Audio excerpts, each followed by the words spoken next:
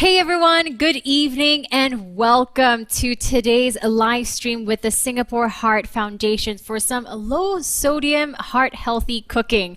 My name is Charlotte Mei and thank you once again for spending your time this evening. It will be super exciting. We will be putting together, as I said, a low sodium heart healthy dish. We will be doing a herb crusted fish with a tomato bean salsa. Now, this is going to be a super fun and casual session. So if you have any questions, please put it down at the comment section and I'll be more than happy to answer them. Now, as you know, this is in commemoration of World Heart Week because World Heart Day is happening next week on the 29th of September. So today I'll be sharing some nutrition tips, cooking hacks that you can practice at home as well. Now, before starting off, I just want to share with you a few tips when it comes to what your plate should look like at every single meal. So you don't have to count calories, you don't have to worry about all the different information out there about what you should put on your plate. But just remember this general rule.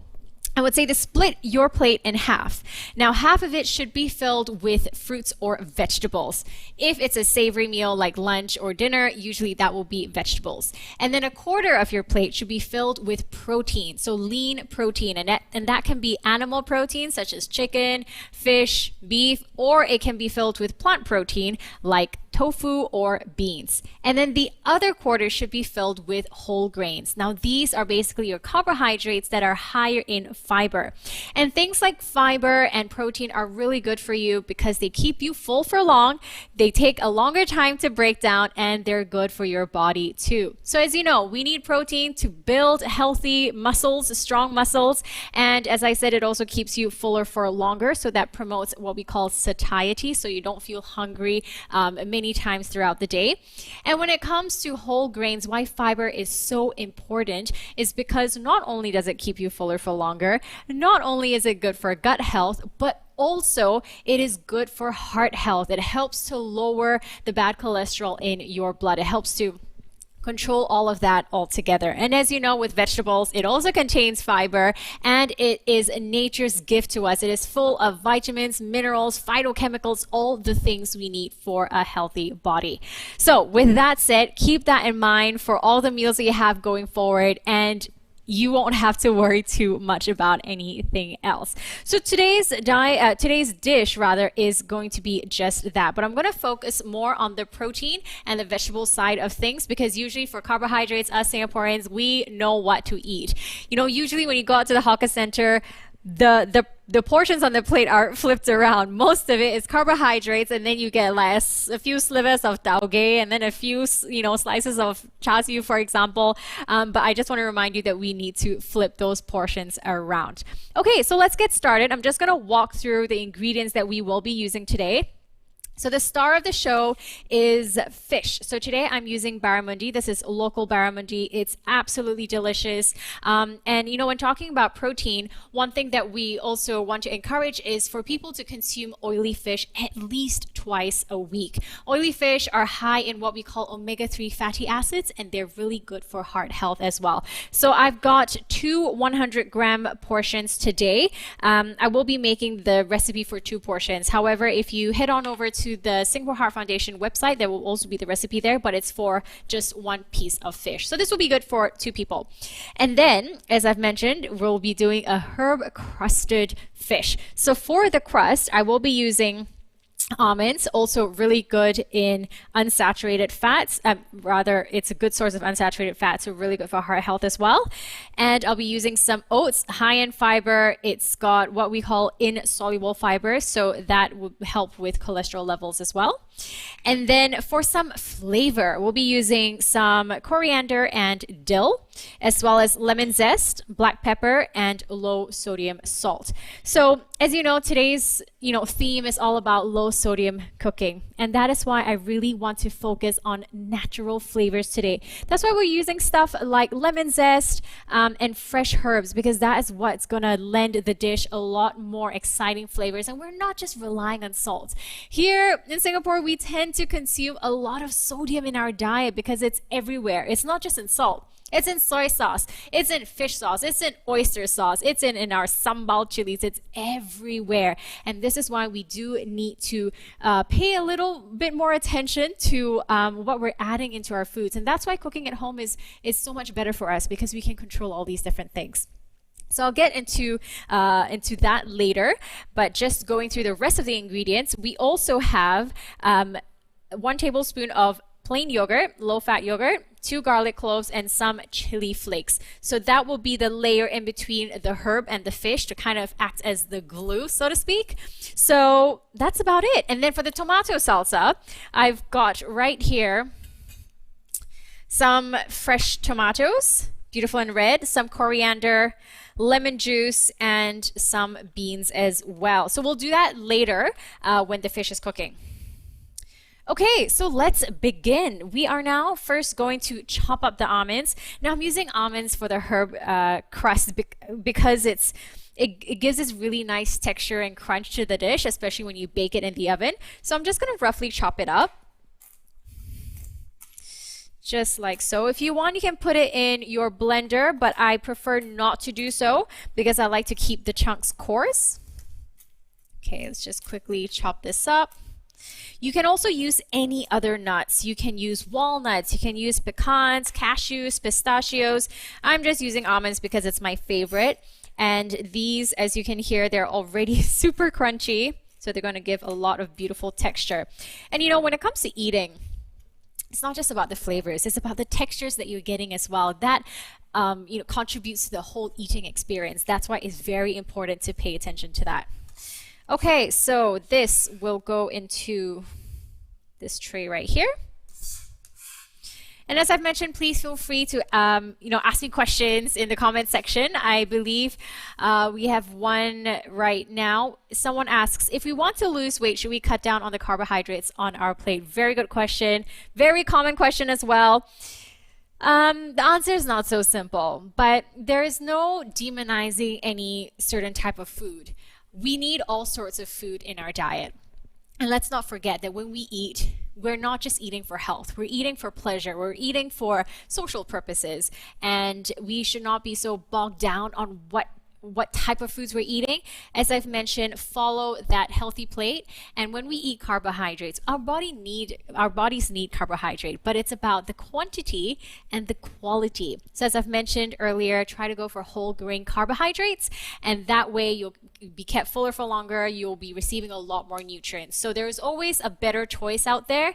And my short answer for whether or not we should remove carbohydrates is to continue eating carbohydrates, but make sure that we're eating in the right portion, and also make the healthier choice by going for whole grain options. So I hope that answers your question. When it comes to weight loss, it's not about the type of food, but it's how much food we're eating. And there are two components to weight loss. It is our diet, but also how much we are moving about, how much we're exercising. And to that point, when it comes to exercising, it's not just about slogging it out at the gym. Everyday movements count. If you take the staircase rather than taking the elevator, or if you walk, from the bus stop instead of taking that bus for 2 extra stops, these all add up to the energy that you're expending in a day, and that will contribute to your weight loss as well. So it's not about that 1 hour at the gym that you really despise. Try to take little moments throughout your day to add up to your energy expenditure. So I hope that makes sense, and I hope that answers your question as well. Okay, so moving on, we've got in here our herb crust, right? So we've got the almonds, and now I'm going in with the oats. And then I've got low sodium salt, black pepper, and some lemon zest as well. So the lemon zest will give a nice, refreshing flavor to the dish. If you don't have lemon at home, you can also use lime zest. You can even use kaffir lime leaves if you have that. And then I've also got some fresh herbs here. I've got coriander as well as dill. Now I love dill because it goes so well with fish. And honestly, you can use any fresh herbs that you have at home. So I'm just going to quickly chop this up. This is simply for flavor and also color. So I've mentioned that when we eat, it's not just about flavor, it's also about texture, and it's about the visual appearance of the food that we're eating as well. So I'm just going to quickly put that into this tray right here. As you can see, the colors are absolutely beautiful. So I'm just going to quickly mix that about. Now we've got another question saying, is Himalayan salt low sodium salt? No, it's not. In fact, there is this misconception out there that I think I should just take this chance to answer and to iron out that, a lot of people say, oh, it's okay that I'm adding some salt to my dish because I'm using rock salt, or I'm using, some special oceanic salt halfway across the world, or black volcano salt, pink Himalayan salt. But at the end of the day, salt is salt. And by weight, all these different salts contain the same amount of sodium. And there are some of these salts that also say, on the package that they contain a certain type of mineral. But in order to have enough of that mineral to in order to enjoy the health benefits of that mineral, you would have to consume a lot of that salt. So it kind of defeats the purpose. And that mineral that it may or may not contain is also found in other types of foods. So I would say, don't worry so much about the type of salt you're eating. Worry more about the quantity of it. But as you know, today I am using a low sodium salt. So actually just last month in the European Cardiology magazine, they published a study that found that participants who consume a low sodium salt saw a decrease in the risk of stroke, even those that previously had stroke. And they also saw a lowered blood pressure in these participants. So there is goodness in using low sodium salt. I would just like to add a little disclaimer that for those of you that could suffer, that may be suffering from diabetes or maybe chronic kidney disease, speak to your doctor before consuming a salt like this, because it does contain some potassium as well. Okay, so great questions so far. Keep them coming. At this point, we've got our herb crust done, and now I'm going to mix together the yogurt, garlic, and chili flakes. So obviously, if you don't want this spicy, if you're making it for your kids, you can omit the chili. And yes, this dish is kid friendly. So in goes the yogurt. Got my chili flakes, of course, for flavor as well. And some garlic. So I feel like I can never cook any dish without garlic because it imparts so much flavor. I love it raw. I love it cooked. So I'm just going to quickly grate that in. So here's a huge tip for those of you at home who don't want to get your fingers smelling like garlic or onion or ginger when you're chopping it up. Use a little grater like this or a microplane, and it saves so much time, so much effort, and your fingers don't smell that bad. Okay, so I'm just going to quickly grate that in. Now I'm using 2 cloves here, but honestly, it doesn't taste garlicky at all by the end of the day because it gets cooked up, but it imparts some flavor that balances out the whole dish. So don't worry about it tasting too garlicky. Oops. Alrighty, just gonna grate this one bit. And honestly, those 2 steps, combining the crust layer and then now the yogurt bit, those are the hardest parts of this dish. So we're almost there now. Okay, I'm just going to scrape the garlic and mix that up. So super simple. This is just going to be like our glue layer, because as you know, if I just put the crust directly on the fish, it's not going to stick. So we need this right here. Okay, easy peasy. Now I've got my fish in front of me.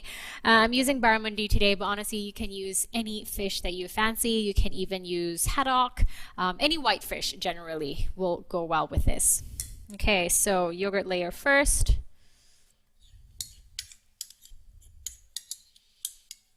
And don't forget to also preheat your oven to 200 degrees. That's the most important part. So I can put this right into the oven once we're done. Okay, so you just want to spread it over the top of the fish so that the crust layer can stick in a bit. Okay, and then just liberally go over with the crust layer. Honestly, you can be messy with this. You don't have to be neat at all. Just gonna go over like that.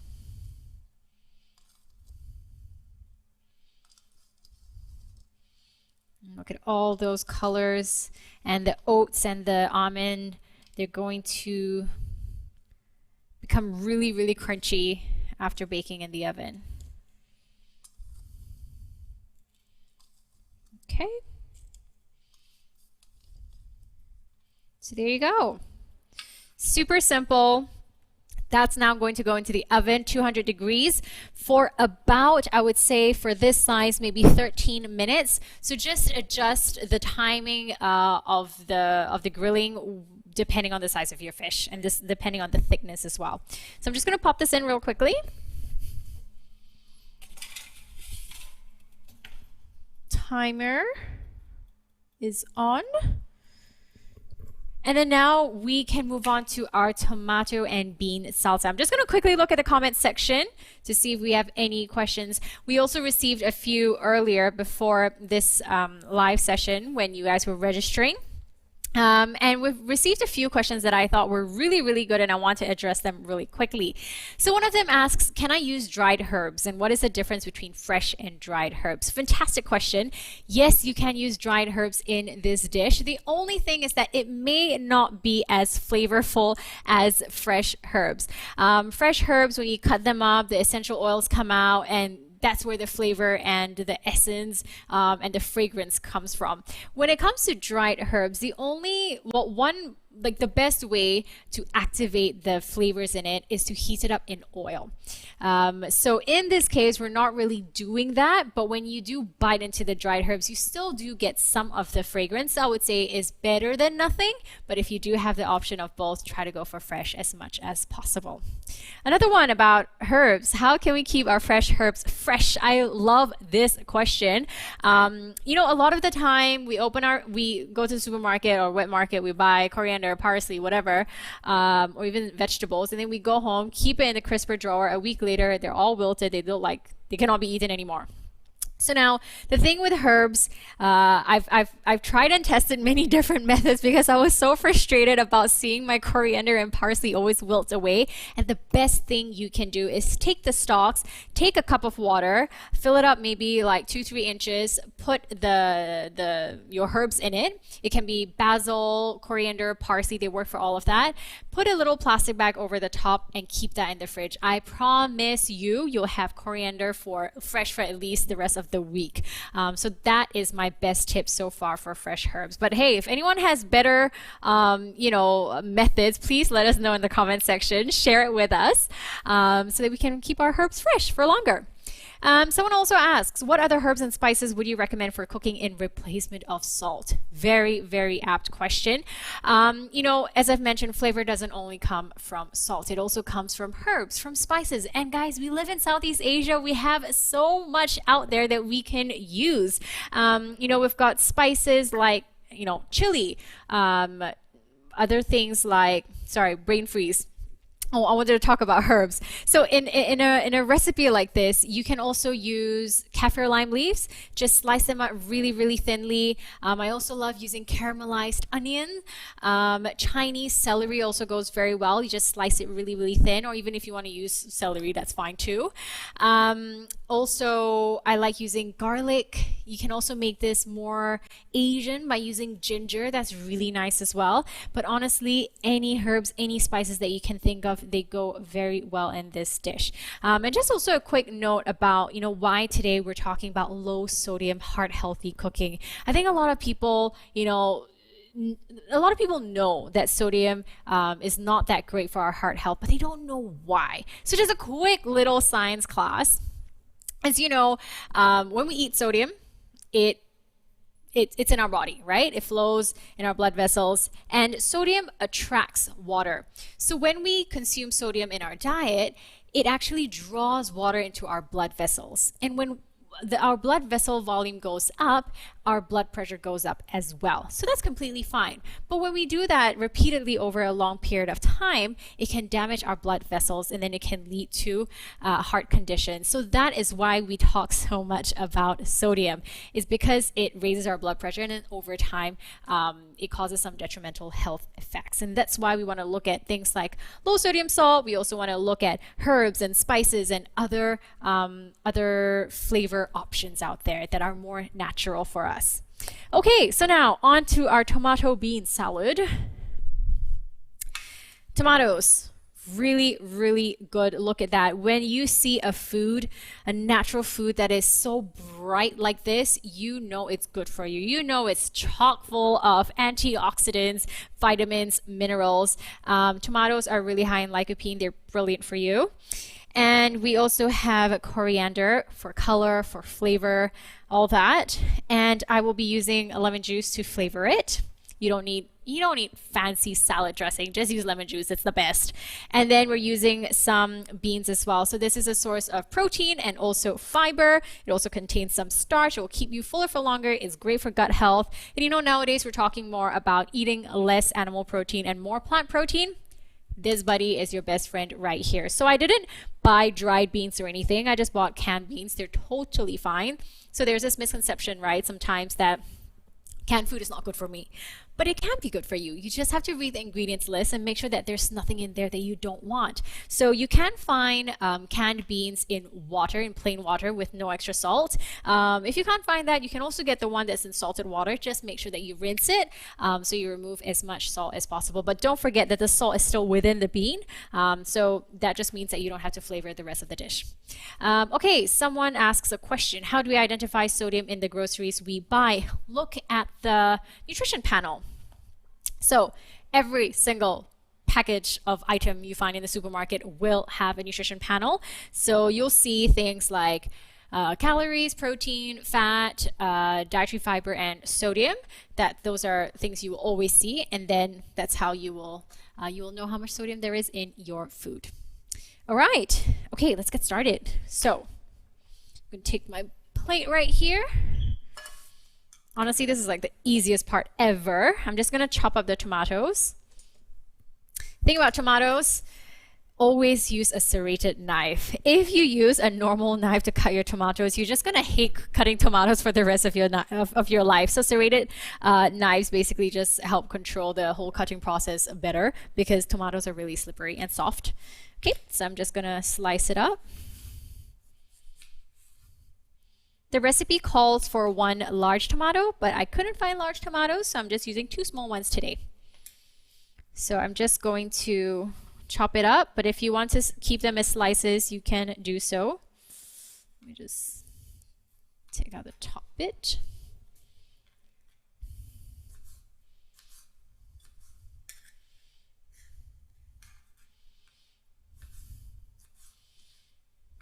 So you can cut them to whatever size you wish. Just going to do them like this.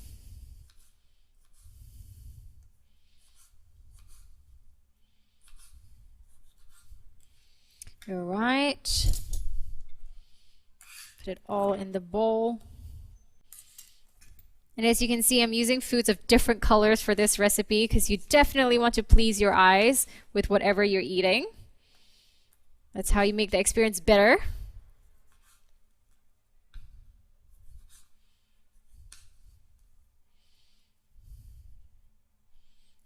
Okay.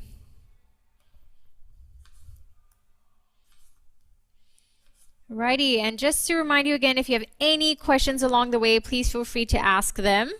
Be more than happy to answer you. It's your chance right now for the next, well, till 9 p.m. Alrighty. And you know, when it comes to eating for health, especially, you know, when a certain individual has health conditions to look out for, a lot of the time we're told, don't eat this, don't eat that, eat less of this, eat less of that. But I also want to encourage you to think about what you can eat more of. That's a bit more positive, isn't it? And then you look forward to eating because you know you can eat more of something. So eat more, you know, colorful foods, eat more vegetables, eat more whole grain foods, more protein. And of course, you know, cook them and flavor them in ways that you like because you want to have the eating process enjoyable, don't you?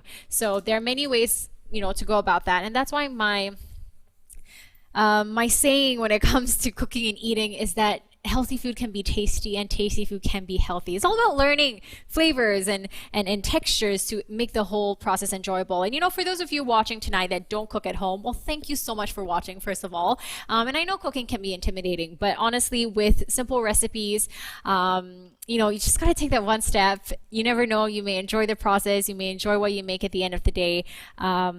So yeah, it'll be awesome to hear your thoughts on, this recipe. If you try it out, definitely let us know as well. Comment on the video after trying it out, or even send me a message on Instagram to let me know.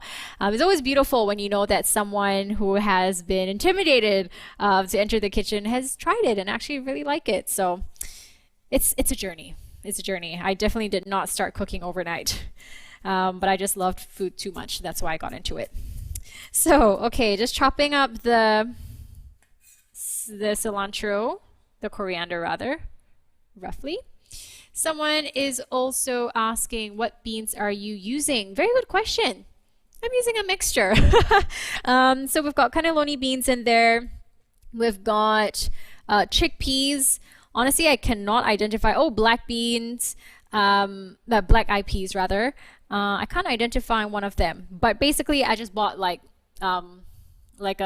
I think it was called mixed beans. Yeah, mixed beans in water. I just find that at the supermarket. And the thing is about canned food, I am a huge fan of it because of its convenience factor. And as I've mentioned, if you read the ingredients list and you're happy with what's on it, you're happy putting that into your body, it's completely fine. It's not bad for health at all. And I always keep at least maybe 1 or 2 cans of beans at home in my pantry, 2 to 3 cans of canned sardines, canned tuna, because when you don't have time to actually cook something in the oven like that, you want to make sure that you're still eating well, you can still eat at home, and that's why I keep these canned foods on standby. So hopefully that answers your question. But honestly, you can use any beans. I've also done this recipe with red kidney beans, and those are really good. And I love beans because they keep you full for a long time. Okay. And then now for our flavoring, we're going to use some lemon juice. Okay, I'm just going to use about 1/4 of a lemon.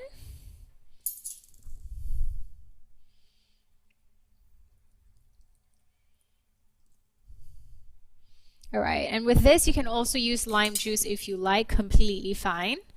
If you want, you can drizzle some olive oil for extra flavor. But we're not using any salt in this. I'm just gonna, because the lemon already imparts all the flavor from the coriander as well, I'm just gonna go in with a dash of black pepper. Okay, there you go. Super colorful, beautiful salad. It just reminds me of a sunny day out. Okay, and you can also have this at room temperature. You can chill it. I actually like to make a big batch of this because then I can just keep it in the fridge and have it whenever. Okay, we've got another question. Are coconut aminos a good salt substitute? Good question. I actually don't use that much, so I'm not very familiar with how it tastes like, but I believe it's quite savory in how it in how it tastes. A bit sweet, salty, I think, from what I remember trying.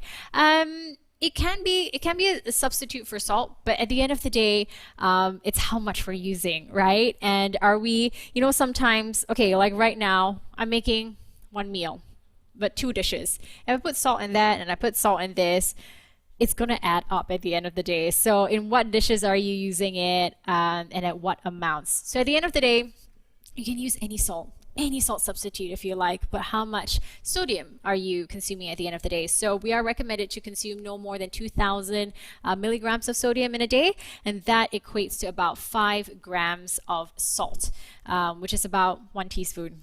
So if you think about, let's say if you're cooking, right? You cook, okay, you've got rice, plain rice, and then let's say I'm stir frying some chicken, I do some tofu, and I do some chai sim.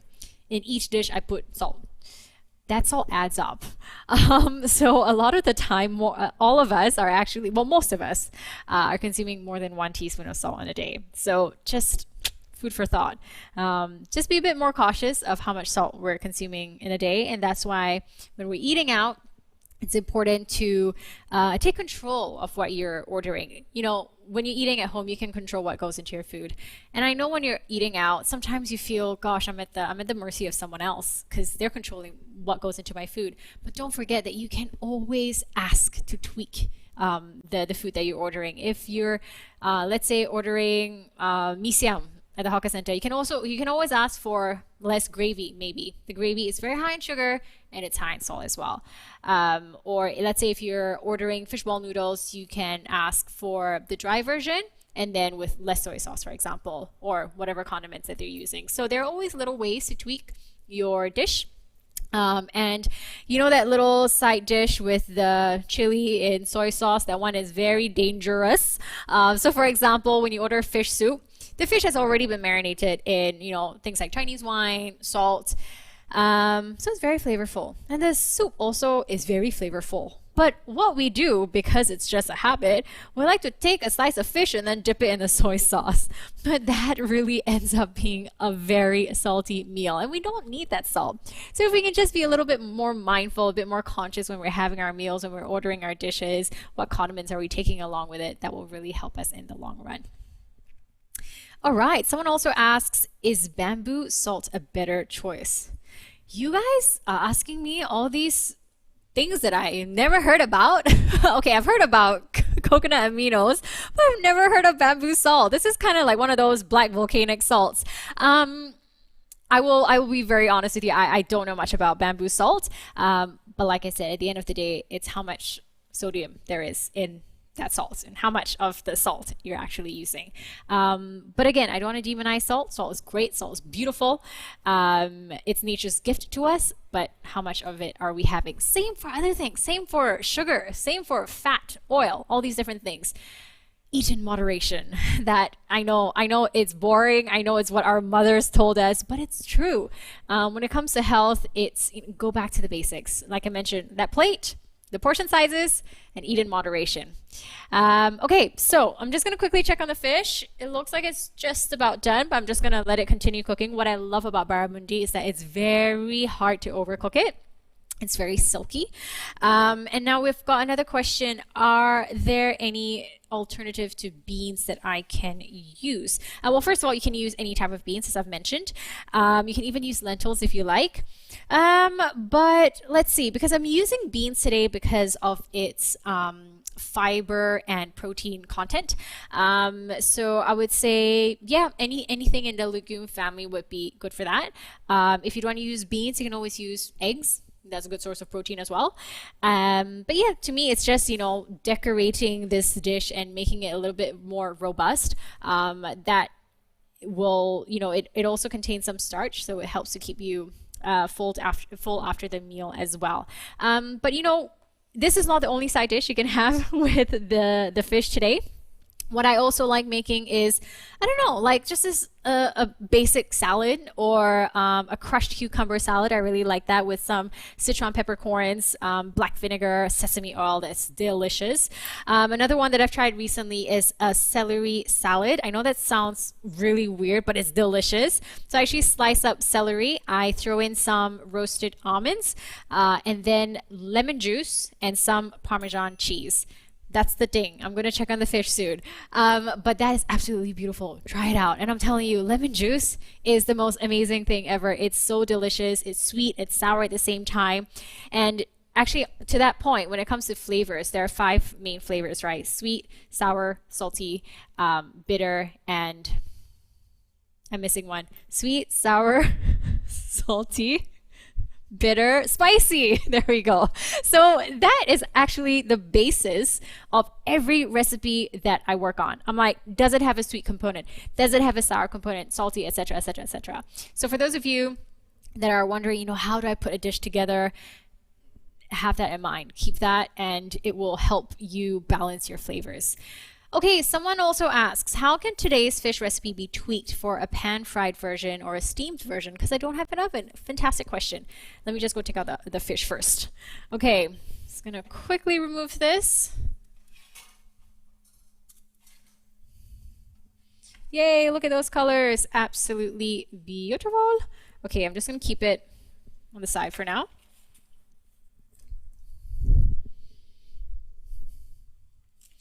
Okay, as that cools down, let me talk about fish. Okay, yes, you can definitely cook this on the pan. The only thing about cooking it on a pan is that you won't achieve that crusty top bit, but that's fine. So what you can do is, you know, the crust layer of the oats and almonds and lemon zest, just dry roast it on your pan first, so it's almost like a savory granola. And then leave that to the side so everything is nice and crunchy. And then pan fry your fish skin side down. And then flip it after a couple of minutes when it's halfway cooked. And then you can kind of have that savory granola on the side. So it won't be like glued to the top of your fish like this, and you won't need the yogurt layer. But it's kind of like a little garnish for you. So you can do that pan fried version. Steamed version. Okay, steam version, you have to completely change this recipe. You can't use the herb crust anymore, because if you steam that, that will just become mush. But yeah, you know, you can steam this fish as you usually would. Maybe slice up some ginger, some coriander, a little dash of soy sauce. That will be good. Yeah, so fish is super versatile. I love doing it any way possible. And you know, the best part about a dish like this, and if you have the privilege of having an oven at home, is that you can cook a lot at one go. So if you want to, let's say, prep your meals for the rest of the week, or you're just cooking for a large group of people, something like this is super simple, super quick, and all you have to wash up is like a few little dishes and one large pan. So there you go. I hope that helps.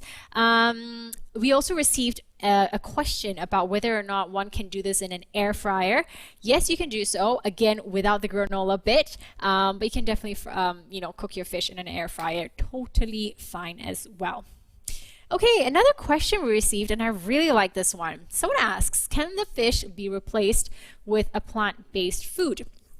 Absolutely. If you want to, you know, let's say do a tofu steak, or I was going to say a cauliflower steak or a portobello mushroom steak as well. You can do all of that. But the thing that is great about tofu is that fulfills your protein requirement. So you can definitely do this with tofu, with, like I said, portobello mushroom, or a cauliflower steak. So you slice one huge cauliflower down the middle.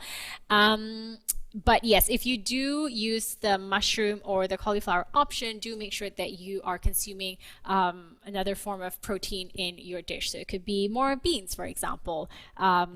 Yeah, but I love the idea of a tofu steak. I've not done that with this recipe before, but you can try it out and let me know in the comment section how that turned out. But it's great. I love that people are thinking about, you know, more plant-based options. That's not only good for our health, it's also good for the environment, because as you know, we're eating a little bit too much meat. And when it comes to red meat, it is high in saturated fats. So it's not ideal for heart health especially. So yeah, that's something to keep in mind. I like that idea. Maybe I'll try that out at home. Someone also asks, will there be a difference if I use frozen fish? Very good question. No, there won't be a difference. You can absolutely use frozen fish. In fact, the fish that I order, when I'm home, I just chuck it into the freezer just so I can keep it for a longer period of time. So frozen fish is fine. Once again, just read the ingredients list. You never know what could be put into the fish. I think there was once I read that a piece of frozen fish was coated with flour before freezing, and I think this just prevents it from sticking. I'm fine with that. So if you're fine with that too, then you can use frozen fish. So no dramas about that. Just make sure that you defrost it. And to defrost food safely, please don't leave it in a bowl of water in your sink at room temperature. That will encourage bacteria growth. Please do so 24 hours in advance. Take out that piece of fish or whatever it is you're defrosting, put it on a plate, put it at the lowest shelf on your fridge, and let it defrost over the 24 hours. I promise you it will defrost. Please don't leave it out at room temperature. I know a lot of people do that, but it actually, when it comes to food safety, it's not the best. And also, why put it on a plate and why put it in the lowest shelf of your fridge is also for food safety reasons, so that you don't contaminate other foods that you may be eating raw with the juices or any remnants of bacteria from the raw fish or chicken or whatever it is. So that's a huge tip. And also another one. I'm breaking all like household rules here, but this is really food safety.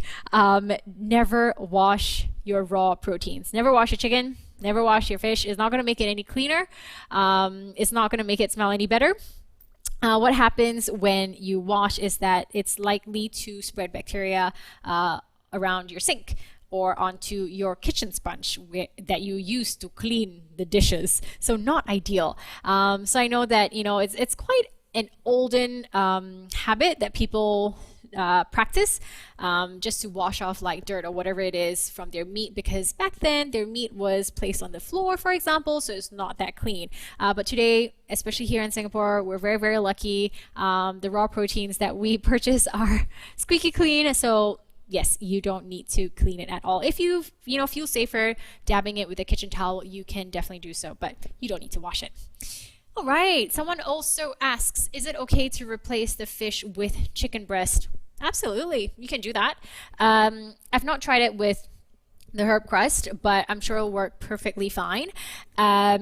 Yeah, why not? I mean, I chose fish because it's a great source of omega-3 fatty acids. I just love fish. It's versatile. And like I said, this barramundi right here is super silky, so I really like it.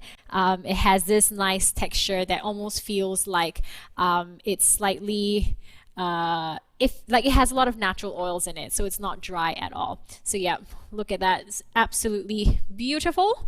Okay, which brings me to the plating. We can plate right now.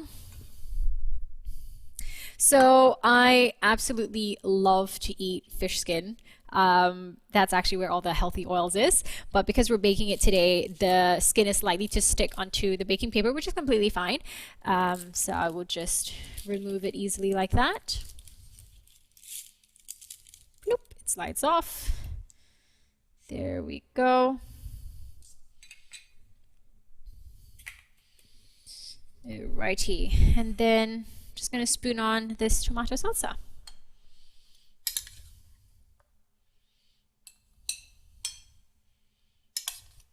So as I've mentioned, this dish is it's more protein heavy, so I don't have a lot of carbs in there, but if you want, you can always do a side of mashed potato, grilled potato, or some rice if you fancy, or if you want some whole grain pasta, that's fine as well. And I must remind you, if you're eating this at home, very important, please squeeze some lemon juice over. It just transforms the flavor of the fish, just brightens it up. And there you go, a herb crusted barramundi with a tomato bean salsa. Low sodium, heart healthy cooking. Right there. Okay, I'm going to put it right there so you guys can have a look at it. And as you can see on the table today, I used rolled oats. Today I actually used instant rolled oats, but you don't have to use instant. You can use plain rolled oats. It's really, really good. It's very high in fiber. It's high in beta glucans. It's very good for cholesterol. And I just love having oats in the morning or as a snack as well. I like to mix it in some yogurt actually. And then good salt, low sodium salt. We have a few questions, and as you know, a few more minutes to go as well. So if you have any questions for me, please feel free to ask them right now. One of the questions we have is, what other sides would you recommend to pair the fish with?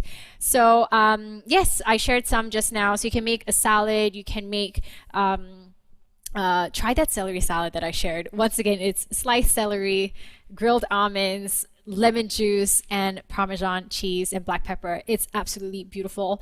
But also, if you want to serve this with some rice, if you want to serve it with pasta salad, it's anything goes, honestly, or some potatoes. It's very, very versatile, so you don't have to worry so much about what pairs well with it. If you're going with this kind of flavor profile of the herb crust, then I would say pair it with something a bit more Western. But if you're changing it up, let's say if you're using kaffir lime, if you're using cashews, for example, then you can change it up to make it a little bit more Asian rather. Maybe you can grate some ginger in there, and yeah, easy peasy. It's honestly very versatile. I would say the yogurt layer just has to be there to act as the glue, as I've mentioned. But then just have fun. You know, being in the kitchen is just all about creativity. There are no rules. Clearly, you can tell from my cooking, it's is what goes. Usually, it's just what I have in my fridge, what I feel like. But just remember to, you know, always have a lean source of protein, a source of whole grain carbohydrates, and of course plenty of fruits and vegetables, plenty colors. In fact, I'll give you the challenge in a week. Try to have you know, fruits and vegetables from 10 different like 10 different types of fruits and vegetables throughout the week. I know it sounds very simple. I actually tried that. As someone that eats a lot of fruits and vegetables, I found it hard to actually hit 10 different ones. So try that out, and it will, you know, allow you to try new foods that you've never thought of trying before. All right, someone also asks, are there any substitutes for chickpeas?